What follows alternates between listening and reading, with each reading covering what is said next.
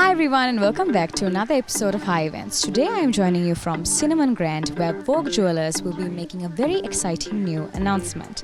The launch of their new Vogue Jewelers showroom in Melbourne, Australia. This is creating history for Sri Lankan jewelry on a global scale and we are so excited to be a part of it. There's much more that we need to hear and discover, so stick around for more. I'm Danelle and this is Hi Events.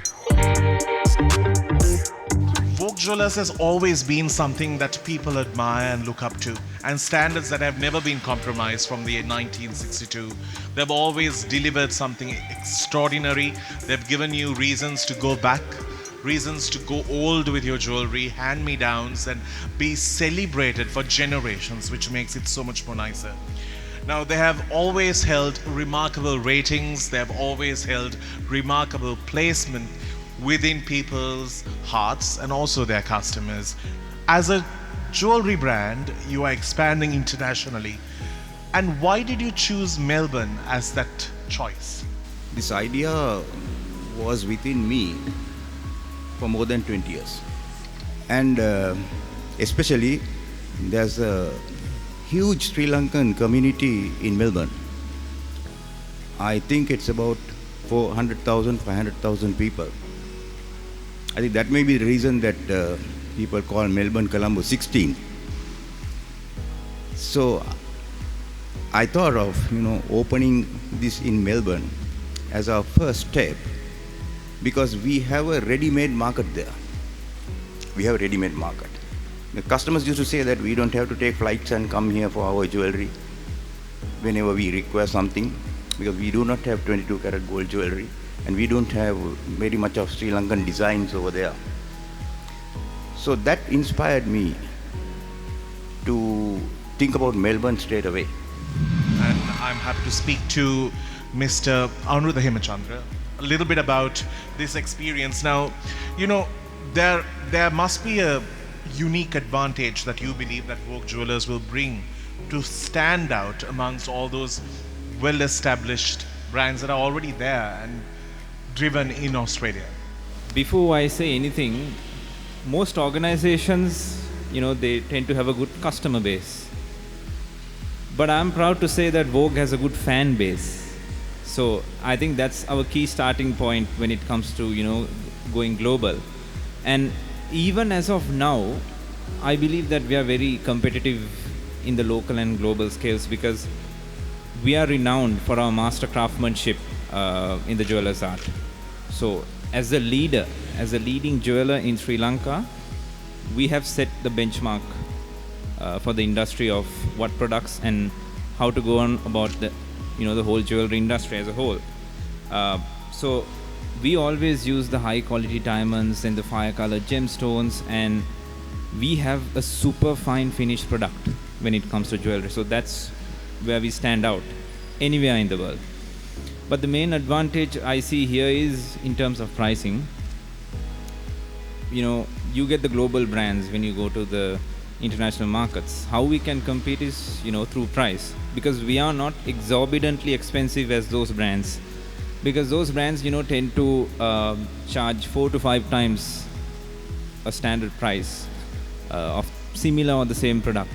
So they charge a premium for the brand name and the labor where they're manufacturing. Especially in certain parts of the world such as Europe, US or UK, labor is very expensive. Whereas the labor here I believe is quite reasonable. I'm not saying that we are the cheapest, but we are reasonably priced. So I think our main tactic and strategy to compete with them is through the right product at the right price point.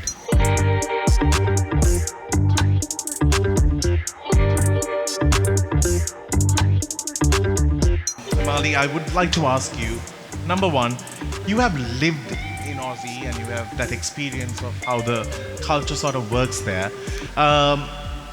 Now, tell me about choosing this particular site. Was there a thinking behind it? Okay, so we will be located in the Westfield Fountain Gate in Narre-Warren. So to be specific about the location, it will be located in level 2, right opposite to the Maya store. So in terms of why we selected this particular venue is mainly based on our research and data that we gathered. So when we analyzed the data that we collected, we noticed that the highest footfall of Sri Lankans, which is our target market, happens to fall into this particular venue. So strategically, we decided this is the best place for us to be located. Now, there is always this thing. Then, Mila, වැඩි වේද අඩු වේද නැත්නම් එහෙමමද price එක ගැන පොඩ්ඩක් කතා කරමු ඕස්ට්‍රේලියාව වලයි මෙහි කොහමද වෙන්නේ ලෝකයේ තියෙන ස්වර්ණාභරණ සන්නාමයන් එක්ක බැලුවොත් අපි සමහරවිට කියපු විදිහට අපේ prices ඉතාමත් සාධාරණ සහ very competitive. When you compare with global brands, our prices are really competitive. And other thing is, we don't sell just a product. We sell a package. And that's a total experience what we sell to customers. So again, I'm telling, please visit us and see that difference, the offerings that we are doing, offering to the customers, and see the difference. Thank you. If someone comes and asks to order, they have to buy the products that are available, or can they order? Yes, in the initial stage, they have to buy the products that are available. But going forward, I think in a few months' time, they can customize their orders as well, just like they do it in Sri Lanka. Why not? There are a big population in other countries, like why not EU? See, when you're expanding any business overseas, you must always have a safe foot. Now, what I mean by a safe foot is, you're trying new waters, so you don't know the depth of it, or you don't know the challenges that are underneath it. So the safest option that we took was, to go where the Vogue is known, because every Sri Lankan knows Vogue. So the best place outside of Sri Lanka to set foot was Melbourne, like I said, because you get the largest Sri Lankan community living, almost about 400,000 Sri Lankans living there. How do you view the future of gold jewelry in the global market? Gold has always been a safe bet when it comes to investment. Coming from ancient times, from kings and queens, they've always invested in gold. So as a future, I would say gold prices will obviously increase as it has happened in the past. And when it comes to sustainability, yes, gold is always sustainable, and it's sustainably sourced, because there's no more slavery when it comes to mining gold. Why not the 14 carat in Sri Lanka? Is it because of the pawning factor, or what is it? Sri Lankans, and culturally, when you say gold, they always think of an investment. That's a cultural trend that has been going on. So they prefer higher the caratage, the better it is for them. But whereas in Australia, 14 carat, they go for designs. Not as much as in the South Asian countries. They don't care about the gold weight. They care about the designs and the price friendliness. So that's why we are introducing the 14K to Australia.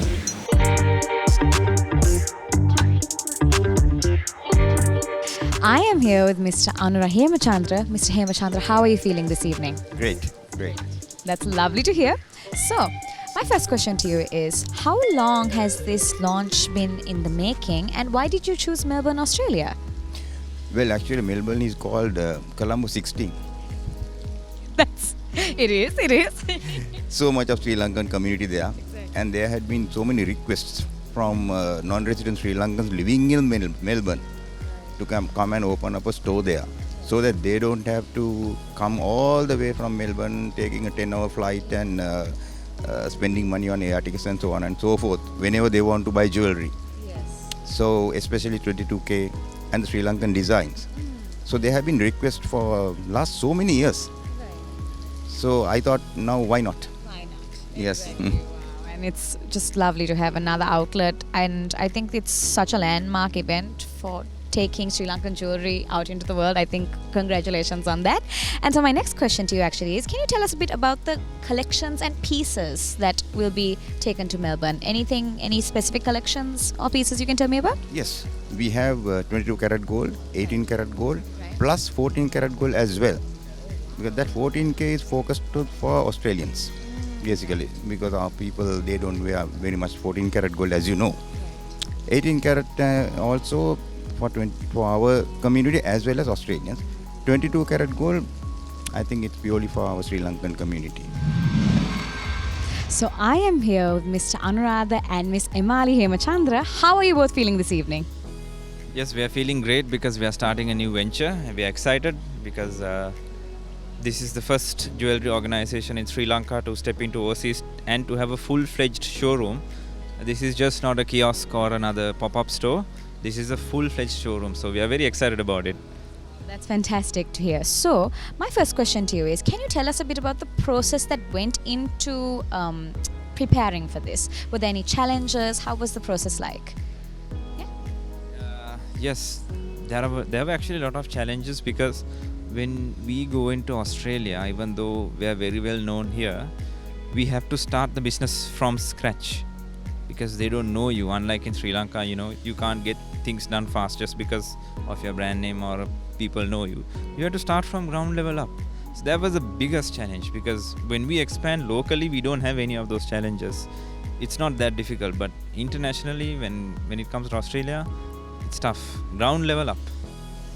I agree. Anything to add, Ms. Emali? Actually, not only what you mentioned, even the timing factor, because for us to coordinate, we've been traveling back and forth, but to coordinate and have meetings from Sri Lanka and their time, they are 5.5 hours ahead. Yeah, so that was big hectic for us also because we have been managing the Sri Lankan operation. At the meantime, have to look at every intricate detail there because we are the #1 jeweler of Sri Lanka. We have to keep that name wherever we go in the world. So we can't take it, or we are just expanding overseas. We can't just a phone call. We need to inspect every minute detail. So that takes a lot of hard work. That's amazing to hear. And my final question to the both of you actually is, how does this launch and this new outlet align with your vision for the future as a brand, and what are your other plans for more expansion in the future? Yes, so Vogue Jewelers is a family business, as you know. It's coming from my grandfather to father and to me. So one thing my father has always told me is, that he has always taken this business to a certain level in this country, but it's up to me to take it globally to the international market. And then there's me thinking, you cannot just do it. So I took a calculated risk and a decision to step into a market where it's best fit for us. Because I know always, wherever we go, we have the Sri Lankan backing. So Melbourne is the best spot, and then I selected Melbourne for that. And I believe this is just the first stepping milestone for the international expansion. And I'm hoping to do many, many expansions in future. So hopefully things go well. Hopefully, that's exciting to hear. Yes. Yes, so it's about also fulfilling a promise that we gave our customers long time ago. As MD mentioned before, it's been a long time request that's been coming from the Melbourne community in Sri Lanka. Sri Lankan community in Melbourne, sorry. So it's that satisfactory feeling when you delivered a promise. So that we are excited about that also, and looking forward.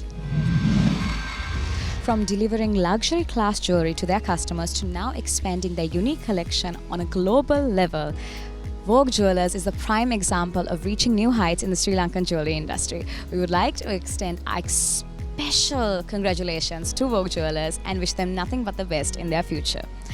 Well, that is all we have for today. Thank you so much for tuning in. And until next time, I'm Danelle and this is Hi Events.